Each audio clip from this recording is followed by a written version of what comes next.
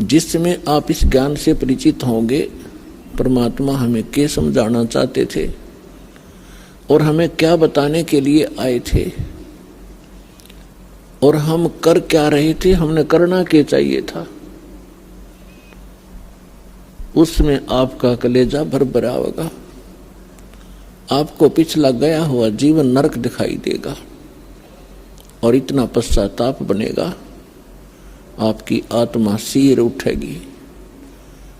अब जैसे किसी ने नशा कर रखा, चाहे वो सांप के पास पड़ा हो, वो दूसरी बात उसको डस नहीं रहा, लेकिन जब उसकी आंखें खुलेंगी होश में आएगा, उसका कलेजा हिल जाएगा। तो हम काल के लोक में पड़े हैं, ये डसे कब गया उसकी मर्जी, लेकिन हम उसके विवश होकर उसके आगे पड़े हैं। अब उस सर्प के इस काल से परमात्मा बचावेगा। सतनाम और सारनाम की जड़ी आपको देके इसके विष को निष्क्रिय करेगा। जो इस दास के अतिरिक्त इस विश्व में वह जड़ी नहीं है, या उन महापुरुषों के पास थी जिनको भगवान मिले थे, उसमें उन महापुरुषों की हमने कदर नहीं करी। वह चले गए जब हम अनुयायी बन गए लाखों की संख्या में, लेकिन संत के रहते उसका आदर और उसकी प्रत्येक बात पर गहराई से सोचना चाहिए और अमल करे तो लाभ उठा लिया जाता है। तो पुण्यात्माओं, हम ऐसे गंदे लोक में रह रहे हैं, चाहे यहाँ का प्रधानमंत्री बेशक आपने कितना ही अच्छा दिखाई देता हो, लेकिन उस जीव का कोई आधार नहीं है। कबीर सब जग निर्धना, धनवंता ना कोय, धनवंता सो जानियो जिस पर राम नाम धन होवे। जो वर्तमान के अंदर सत साधना नहीं कर रहे हैं, चाहे वह कितने धनी हो, कितनी उच्च पोस्ट प्राप्त है, उन जीवों का भविष्य नरक में है, बहुत बुरा होगा उनके साथ। अब उनको ये ज्ञान होगा जो कि एक मानव को, प्रत्येक प्राणी को होना चाहिए कि जो तू गलतियां कर रहा है इसका तुझे दंड भी भोगना होगा। तो उसके बाद वो प्राणी, बुद्धिमान व्यक्ति, वो गलती किया नहीं करता। आज जो हाहाकार मची है संसार के अंदर, किसी भी भाग में जाकर देख लो या किसी और फील्ड में देख लो, एक माया कमाना उद्देश्य बना रखा प्राणी ने, चाहे झूठ बोल के, चाहे रिश्वत लेके, चाहे हेरा फेरी करके। किस लिए? कि कोठी बनाऊंगा, अपने बच्चों को अच्छी शिक्षा दूंगा, उनके लिए कार खरीदूंगा, बैंक बैलेंस बनाऊंगा। पुण्यात्माओं, या भूल पड़ गई, हम भूल गए विधान को परमात्मा के। मासा घटे न तिल बधे, बिदना लिखे जो लेखे, सच्चा सतगुरु मेट करवाई ऊपर मारे मेख।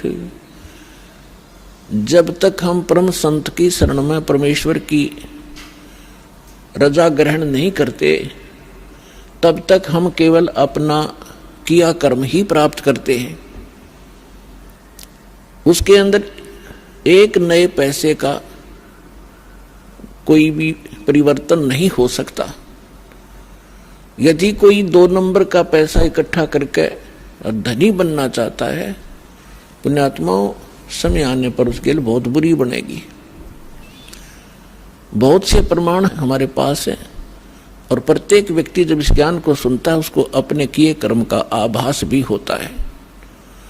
और जब उसको पता चलेगा कि सचमुच ये कर्म ठीक नहीं है तो वो त्याग भी देगा। जब तक उसको ये पता ही नहीं लगेगा कि मैं जो कर्म कर रहा हूं ये सचमुच बुरा है, क्योंकि हम जिस क्षेत्र में रहते हैं वहां सभी वही क्रियाएं कर रहे होते हैं, तो हम निश्चिंत हो जाते हैं, सभी कर रहे हैं, नो प्रॉब्लम। लेकिन भाई अपराधों से लाख कर लियो, सबको प्रॉब्लम होगी। तो जैसे एक व्यक्ति जब इस ज्ञान से परिचित हुआ, ज्ञान से भी तभी परिचित हुआ जब उसका सर्वनाश हो लिया। वैसे तो हम भगवान को एक सेकेंडरी थिंग मानते हैं, देख लेंगे टाइम मिला तो कभी मत्था टेक आवांगे, किसी गुरु जी के पास चले जावांगे, बाकी समय अपना धन कमाएंगे। और वो भी उसके लिए वरदान होता है जब उसके ऊपर ऐसा कहर टूट जाए और भगवान की याद आ जाए। एक व्यक्ति बता रहा था कि मैं घना निकम्मा आदमी था। अब पता चला कि मैं निकम्मा था। जब तक मैं घना अच्छा मान रहा था अपने आप को। मेरी एक टेप रिकॉर्डर की दुकान थी, रिपेयर एंड सेल की। उस समय ये सोनी की कैसेट चली थी, बहुत पुरानी बात है, और वो बहुत कॉस्टली होती थी, 30-30, 35-35 रुपए की आती थी। और मैं वो डुप्लीकेट तैयार करता था एज इट इज, जो मुझे इंक्लूडिंग रिफल और उसका कवर 2 रुपए की पड़ती थी। मैं 32 रुपए लेता था। तो भोली आत्मा 35 की बजाय 32 में मेरे पास लेने आते थे। और फिर वो कुछ दिनों में खराब हो जाती तो मैं कहता भी देख ले कंपनी की है, मैं क्या करूं, तेरे टेप में गड़बड़ होगी। बहुत से पैसे इकट्ठे किए, इकलौता पुत्र था, सोचा था बच्चे को घना धनी बनाकर मरूंगा, इसको सारी सुख दूंगा। वो बच्चा ही बीमार हो गया, लड़का इकलौता पुत्र था।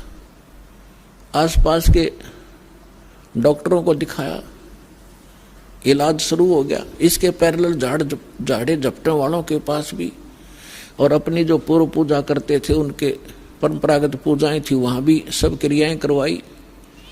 ऑल इन वेन, सब असफल रही और पैसा बाढ़ की तरह भुन रहा था।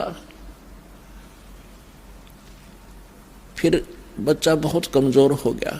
1 वर्ष लगभग ट्रीटमेंट ऐसे ही चलता रहा। कभी थोड़ी सी राहत मिल जाए, फिर ज्यादा हो जाए, फिर राहत मिल जाए। जो मैंने पैसा कमाया था वो सारा का सारा जा रहा था, लेकिन मेरी समझ में नहीं आ रहा था। अब फिर कमा लूंगा, एक बार बेटा ठीक हो जाओ। फिर क्या पता चला कि उसके दोनों किडनी फेल होगी।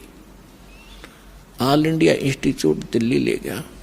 उन्होंने बताया कि अति शीघ्र ट्रांसप्लांट कराओ, नहीं तो बच्चा नहीं बचेगा। जैसे तैसे किसी से कह सुनकर और एक गुर्दा प्राप्त किया। कोई सब इच्छा से दान करने वाला मिल गया।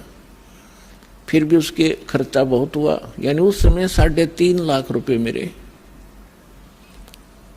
उस गुर्दा के बदले बदलाने में लग गए। और पहले और खर्च हो लिया गना। जो मेरे पास धन था, वो मकान था, वो सब बेच दिया, किराए पर रहने लग गया। अब बेटा ठीक हो जाए, फिर कमा लूंगा। तो कहने का भाव ये है कि लड़का स्वस्थ हो गया, गुर्दे सफल हो गया गुर्दा उसका। फिर गांव में एक प्लाट था, वो बेचकर शहर में छोटा सा मकान भी बना लिया। बच्चे के विवाह की तैयारी थी, अच्छी शिक्षा ग्रहण करवाई थी उसको, और अच्छी नौकरी की अपॉइंटमेंट भी उसकी होगी थी। विवाह की तैयारी कर रहे थे, खूब सारी धूमधाम से कार्य किए जा रहे थे। वो लड़का एक अपनी कार में जा रहा था, एक गाड़ी से टकरा गया, ट्राले तय, यानी बस दुर्घटना में उसकी मृत्यु होगी। बस में जा रहा था। अब इकलौता पुत्र था, जिसको सुखी देखना चाहता था, दुनिया को लूट रहा था। फिर मेरा वो लड़का भी ना रहा, टक्कर मार के रो रहा था। फिर ऐसे ही आपका कोई भक्त मिला, उसने मुझे एक कैसेट दी। तब मुझे अपने किए कर्म का आभास हुआ और मेरा सर्वनाश हुआ। तो तब मैं परमात्मा की तरफ चला, ना तो शायद मैं भगवान भी याद नहीं करता। तो पुण्यात्माओं, परमात्मा कहते हैं, तुमने दरगाह का उस मैल नहीं देखा, धर्मराज के तिल तिल का लेखा। तुमने वहां देखा नहीं भगवान का, वहां कैसे अकाउंट होता है। एक पाई भी एक नए पैसे का वहां हेरा फेरी नहीं होगी। आपका किया कर्म एज ए फिल्म आपके सामने चल पड़ेगा। जहां आप ना नौकर करोगे, यस करते चलोगे तो ठीक है। जहां ये कहोगे ऐसा मैंने नहीं किया, फिल्म चला देगा धर्मराज। क्योंकि एक हमारे अंदर फीड होती है, एक उसके पास फैक्स हो जाती है डेली। तो जब आपको ये ज्ञान होगा कि ऐसा जुल्म क्यों करें, जो भोगना इतना बुरी तरह पड़ता है, तो उस समय आपको कैसा महसूस होगा भगवान बताते हैं। जैसे किर का जहर का रंग होरी हो, कहो कौन तिस खावे राम रंग होरी हो। यदि आप होली यानी होली मनाना चाहते हो, खुशी मनाना चाहते हो, तो परमात्मा के इस राम नाम की होली में आप समावेश कर लो। इसमें ये राम नाम की होली में आप अपना पार्ट कर लो, हिस्सा कर लो, यानी पूर्ण संत को गुरु बना लो। और यदि आप यहाँ भी सुखी होना चाहते हो, परमात्मा की शरण ग्रहण करो और फिर परमात्मा के ज्ञान के आधार से भक्ति करोगे, दान धर्म करोगे, तो आपको वो समर्थ परमात्मा आपके भाग्य में ना होगा तो भी देगा।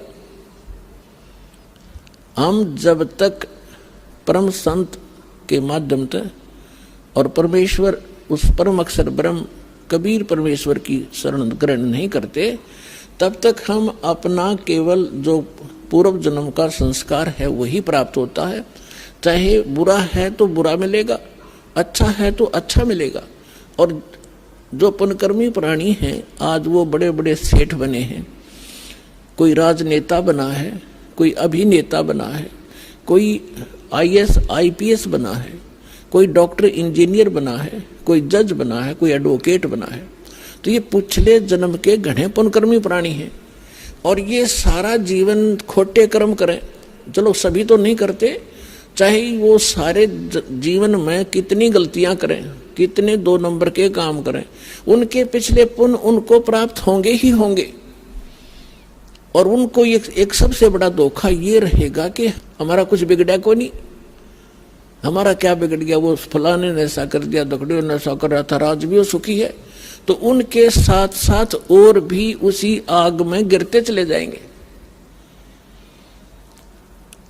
लेकिन जब हम परमात्मा के विधान से परिचित होंगे कि जब तक आपके पुण्य चलते हैं, आप चाहे डाके मारो, चाहे हत्याएं करो, चाहे बकरे मारो, मांस खाओ, शराब पियो, झूठ बोलो, और चाहे 2 नंबर के काम खूब करो, आपके पूर्व जन्म के पुण्य आपको मिलते रहेंगे। और जिस समय वो पुण्य क्षीण हो जाएंगे, फिर पाप का दौर शुरू होगा। फिर देखना क्या कहर टूटेगा उस घर के, उस प्राणी के ऊपर। यदि वो मनुष्य जीवन भी ठीक ठाक निकल गया तो घने पुण्य थे उसके, लेकिन पापों का ढेर उससे घना है भी। वो नेक्स्ट जीवन में भक्तिहीन प्राणी कुत्ते की योनि में जाएगा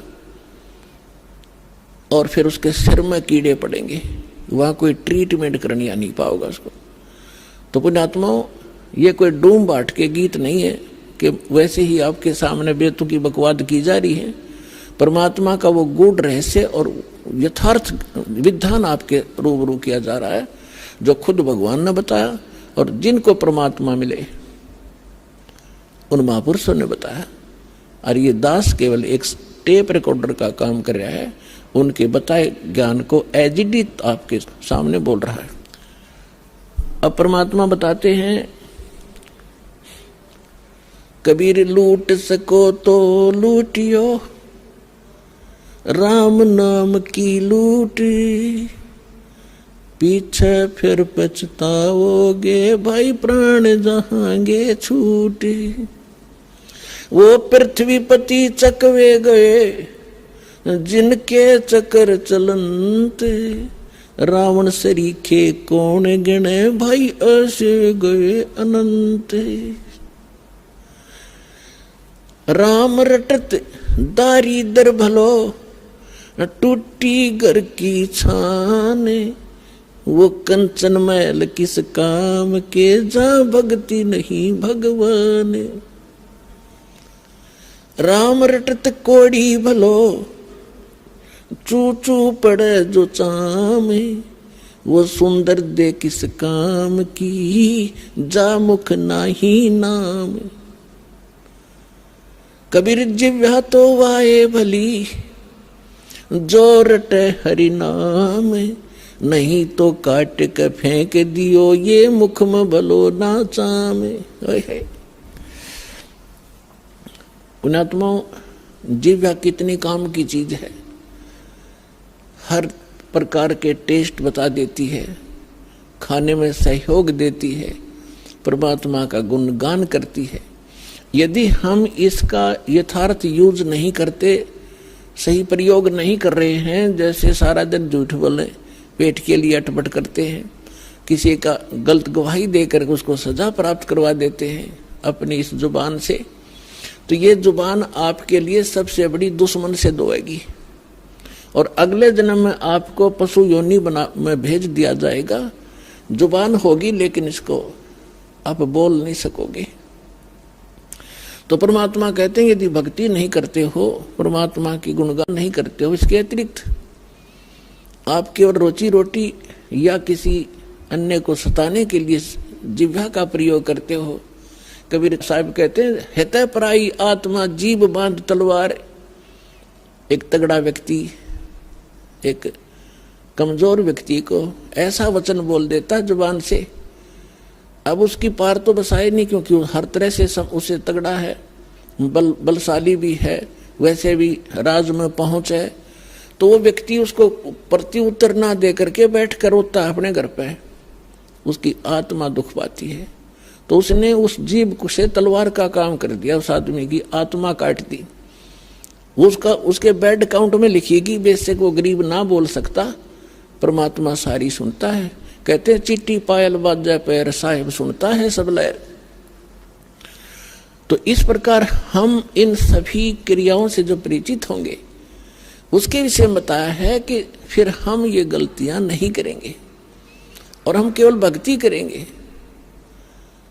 तो परमात्मा बताते हैं कि जब आप भक्ति ना करके और अन्य किसी भी विषय पर चर्चा करोगे, आपको ये बात याद आवेगी, क्यों टाइम वेस्ट करा।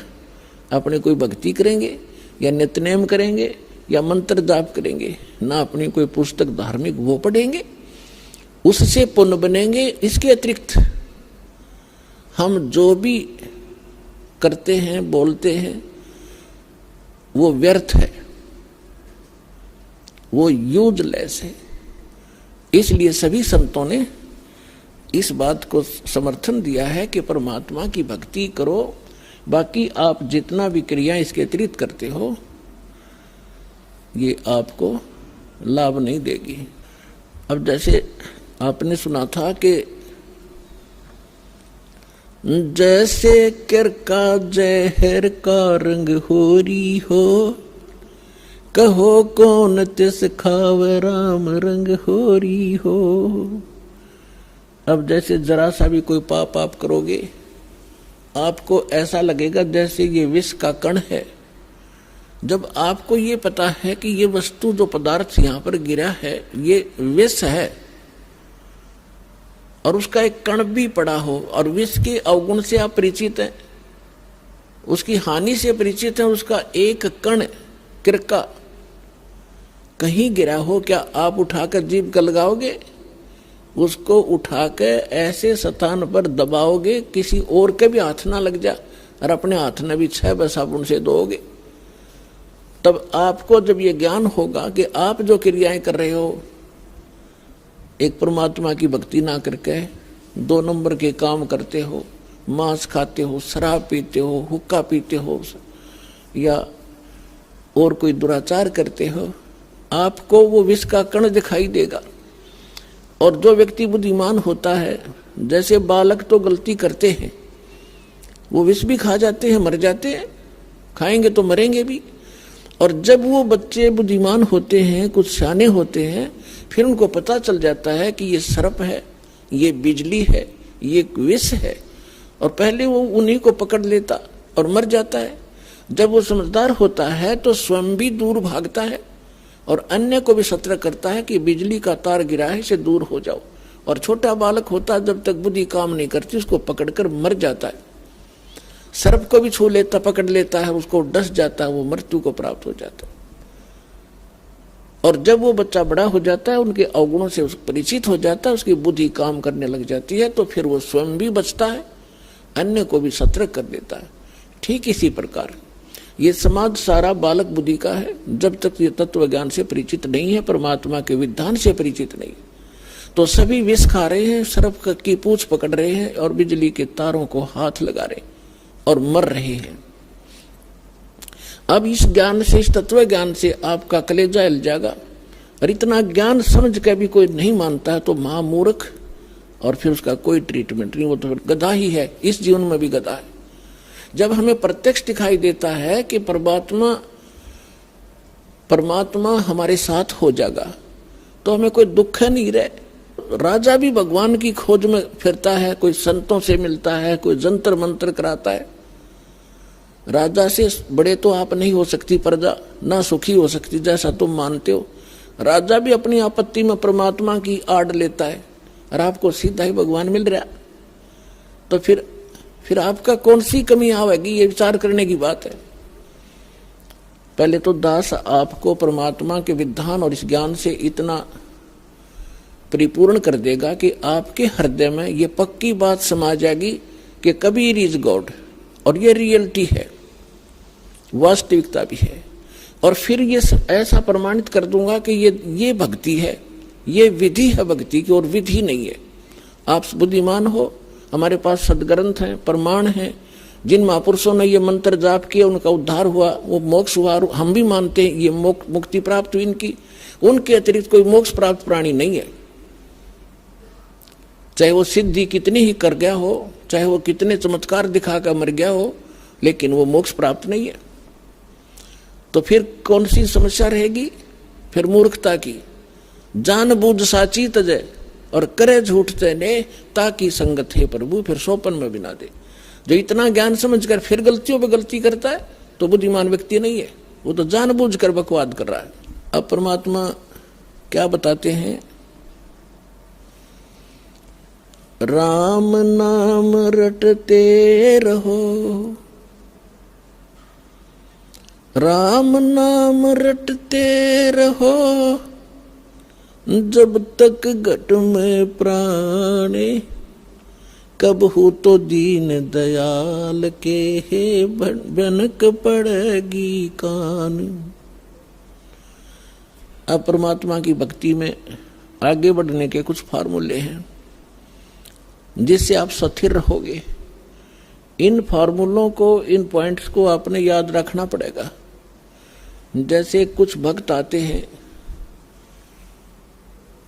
कुछ ऐसे भक्त होते हैं जो सब जगह थक लेते हैं, झाड़ फूक करवा के, मंत्र जंतर जप के, गुरु बना के, और जब वो यहाँ आते हैं चाहे कितना भयंकर दुख हो उनके ऊपर, परमात्मा तुरंत ठीक कर देता है।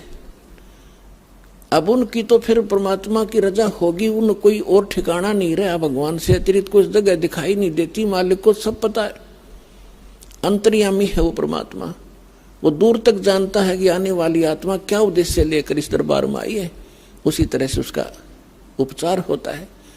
तो ऐसे आते हैं, उनको तुरंत देखो। दास तो एक पीएन है उस कबीर भगवान का, चपड़ासी हूं।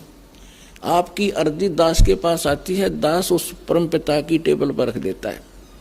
अब उसने यस और नो उस कबीर भगवान ने करनी है, और यहाँ सेकंडों में होती है। यहाँ कोई कार्यालय नहीं है, वह साइन होगा फिर वापस आओगी। सेकंड्स के भी कुछ क्षणों में वो सब अर्जी परमात्मा फैसला करता है। तो जो भी आता है, जैसी उसकी अंतःकरण की भावना होती है, दास आपकी अर्जी दास के पास, दास की परमात्मा के पास, तो फिर करना उस मालिक ने है। तो कुछ ऐसे आते हैं, उनको तुरंत राहत मिलती है। मालिक को पता कि अब ये कहीं नहीं जाएंगे मेरे बच्चे, सब जगह थक लिए धक्के खा के। कुछ ऐसे आते हैं, हमारे भक्त कहते हैं चलो वहां जाते ठीक हो जाओगे, चलो वहां जाते ठीक हो जाओगे। अब वो आ जाते हैं, दुखी दिन तो आना ही होता है, लेकिन वो उद्देश्य कुछ और रखते हैं कि ठीक है चलते हैं, ठीक हो गया तो ठीक है, नहीं तो नहीं। तो ऐसे नहीं बनती बात है। तो इसलिए दास सबसे पहले आपसे कहता है कि किसी को भी आप प्रेरित करो, अच्छी बात है, क्योंकि भूले को राह दिखाना एक परम कर्तव्य बनता है सब नागरिक का। तो ये सब भूले पड़े हैं, लेकिन उनको पहले ज्ञान समझाओ, उनको पुस्तक दो ज्ञान गंगा। और ये ज्ञान गंगा पुस्तक जो है, और भी कोई हमारी सीडी है बनाई हुई, या कोई भी परमात्मा का लिटरेचर जो इस दास के सत्संगों से बना है, उनको उनको दो पढ़ने के लिए। और ये एक ऐसा ज्ञान है परमात्मा का, कबीर साहब कहते और ज्ञान सब ज्ञानड़ी, और कबीर ज्ञान सो ज्ञान, और जैसे गोला तोब का करता चले मैदान। तो पहले उनको ज्ञान से समझाओ, फिर वो ज्ञान से परिपूर्ण होकर फिर यहां आएंगे। जब तक ज्ञान से परिपूर्ण होकर यहां नहीं आएंगे तो वो फिर डगमग हो जाएंगे। परमात्मा इस चीज को लाइक नहीं करते कि ये डले थे, पहले ढो ही रहे थे, 36 जगह भटक लिए, नकली गुरुओं के पास धक्के खा लिए, जीवन नाश कर दिया इन्होंने। तो अब अपने परमात्मा को पहचान कर फिर यहां लगे। तो इसमें क्या होता है कि फिर दूसरा इसका कारण ये होता है, जैसे किसी डॉक्टर के पास रोगी जाते हैं, एक ही जैसा रोग होता है, एक व्यक्ति को तो 2-3 खुराकों में राहत मिल जाती है, और दूसरे को 3 महीने गोलियां खाने का निर्देश दिया जाता है डॉक्टर के द्वारा। तो उसके रोग में अंतर है। ये वो इन सोचा इसका तो 2 खुराक में ठीक कर दिया, मैंने 3 महीने खानी पड़ेगी, मैं तो नहीं खाने का, तो ना खाने का तो मर जाने का, और क्या इलाज है। अब उसका रोग इतना गहरा नहीं था, जो जल्दी समय पर आ गया तो ठीक हो गया, और उसने वो 3 महीने खानी पड़ेंगी और ठीक होगा, क्योंकि टेबलेट वो कारगर है। तो पुण्यात्माओं, इस संसार में 21 ब्रह्मांड में दास के अतिरिक्त कोई संत नहीं, और कबीर साहब के अतिरिक्त कोई भगवान नहीं। और जो समाधान दास देता है उससे सारे काम ठीक होंगे, आपके संसारिक सुख, शारीरिक रोग सब दूर होंगे, संसारिक सुख प्राप्त होंगे, संसारिक दुख, मानसिक दुख, भूत प्रेत की बाधा, पितृ बाधा, चाहे कितना भयंकर हो, किसी प्रकार की, चाहे घाल तक डाल रखी हो, चाहे चौकी तक छोड़ रखी हो, यहाँ 1 सेकंड का काम है भगवान का। हम धड़े दुपटे नहीं लाते, परमात्मा के उस शब्द में इतनी ताकत है, जो मंत्र हम देते हैं अपने आप सब भाग जाते हैं।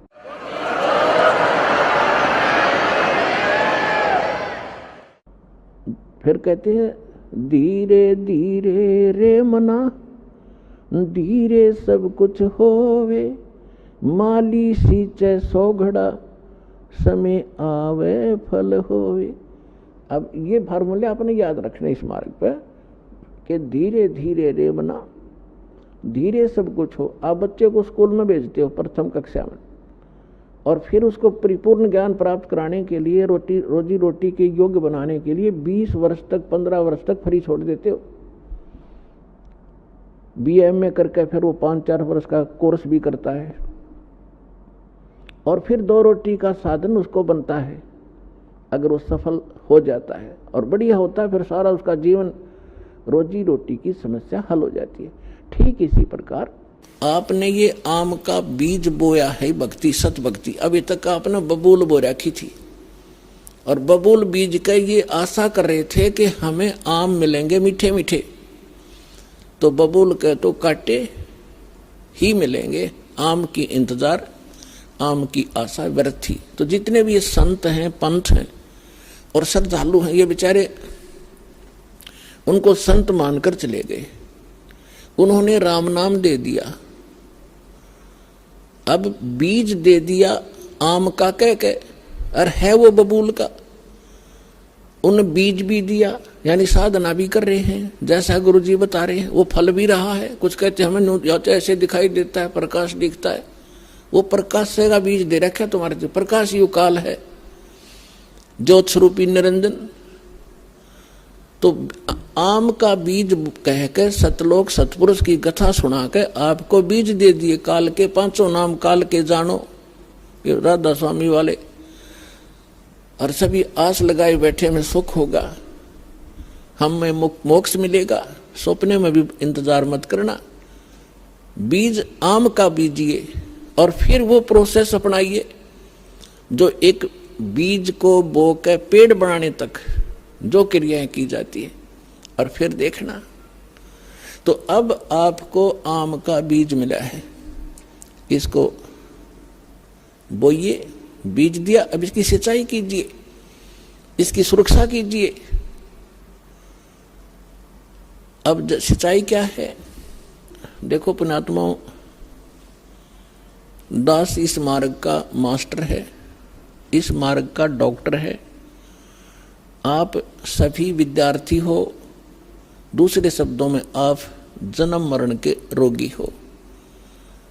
तो इस दास को इसका पूरा कंप्लीट कोर्स पता है, आपको बताया जाता है, तो आप जी वैसे ही कीजिए और फिर देखना इसकी सफलता कैसे। जैसे ये मंत्र हैं, ये तो समझो बीज है। ये मंत्र जाप कर आपको दिए जाते हैं, ये तो समझो बीज है, बो दिया, आपके अंतःकरण में वचन की शक्ति तय प्रवेश कर दिया। अब इसकी सिंचाई करनी है, इसमें खाद पानी डालना है। तो उसके लिए कहा है, एक यज्ञ है धर्म की, दूजी यज्ञ है ध्यान, तीजी यज्ञ हवन की, चौथी यज्ञ परिणाम, और पांचवी यज्ञ है ज्ञान की। तो आप जी ने ये बीज बोने के उपरांत, जैसे खेत में किसान गेहूं बीज देता है, तो गेहूं बीज देने मात्र से सफलता नहीं होगी, उसमें खाद भी, पानी भी, उसकी सुरक्षा भी समय अनुसार देनी पड़ेगी, और उसमें घास फूस उग जाता है, उसको निकालना भी प्रॉपर पड़ेगा, तब वो सफलता प्राप्त होगी। इसी प्रकार आप जी ने ये पांचों यज्ञ इस मंत्र के पैरेलल करनी पड़ेंगी। अब जैसे हम अज्ञानता के कारण इन अनाड़ियों के पास जाते थे, ये क्या क्या साधना बताते थे। कोई तो कहता था गायत्री मंत्र जाप कर ले, और कोई कहता था कि गीता जी का एक अध्याय डेली कर लिया कर पाठ कर लो। कोई जप जी साहिब की एक पुस्तक है, उसको नित्य पढ़ने को कहते हैं। कुछ ये नित्य नियम का गुटका हमने बना रखा है गरीबदास के पंथ में, इस कुछ कहते हैं बस ये पढ़ लिया करो बेड़ा पार हो जाएगा, अगर मंत्र पता नहीं उठपटांग क्या देते हैं वो। तो पुण्यात्माओं, जैसे पहले हम गायत्री मंत्र को लेते हैं। गायत्री मंत्र क्या है? ये एक यजुर्वेद अध्याय नंबर 36 का मंत्र नंबर 3 है, और इन अनाड़ियों ने इसको पता नहीं के बना रखा था, इसके आगे ओम अक्षर लगा लिया, ओम भूर्भुवः स्वः तत्सवितुर्वरेण्यं भर्गो देवस्य धीमहि धियो यो न प्रचोदयात्। और इसने हम निरागोट्या करते, और इसको यूं मानना करते इससे मोक्ष होगा। ये प्रथम तो इसके साथ ओम नाम लगाने से ये मंत्र ही व्यर्थ हो जाता है। अब जैसे वेदों में महिमा पूर्ण परमात्मा की है, और ओम नाम है ब्रह्म का, और महिमा ये इसमें इस मंत्र में महिमा है परमक्षर ब्रह्म की। यदि हम कोई पत्र लिखते हैं और उसमें शुरुआत में लिखते हैं मुख्यमंत्री या मंत्री, और वो भेजनी थी हमने प्रधानमंत्री के, तो प्रधानमंत्री के पास नहीं जाएगी वो एप्लीकेशन, जिसको आपने एड्रेस किया वहां जाएगी, और वो उसका अधिकारी नहीं उसका आपकी एप्लीकेशन को सुन ले, कुछ काम कर दे। हमने प्रधानमंत्री के एप्लीकेशन भेजनी थी और उससे हमें लाभ मिलना था, एड्रेस कर दिया उस मंत्री के या मुख्यमंत्री के, तो होगी व्यर्थ। तो ये ओम नाम इसके साथ लगाकर इसका और काम बिगाड़ लिया इन्होंने। दूसरी बात रही, अगर यदि इस ओम नाम ना लगा के और भूर्भाव से शुरू करके इसका बार बार आवर्ती करते रहे, रिपीटेशन करते रहे, तो इससे लाभ क्या होगा? इसके अंदर लिखा है जैसे इलेक्ट्रिसिटी, विद्युत, इस बिजली के गुण लिखे हो कहीं पे कि बिजली पंखा चलाती है, अंधेरे को उजाले में बदल देती है, और ये ट्यूबवेल से जल निकाल देती है, आटा पीस देती है, पंखा चलाती है।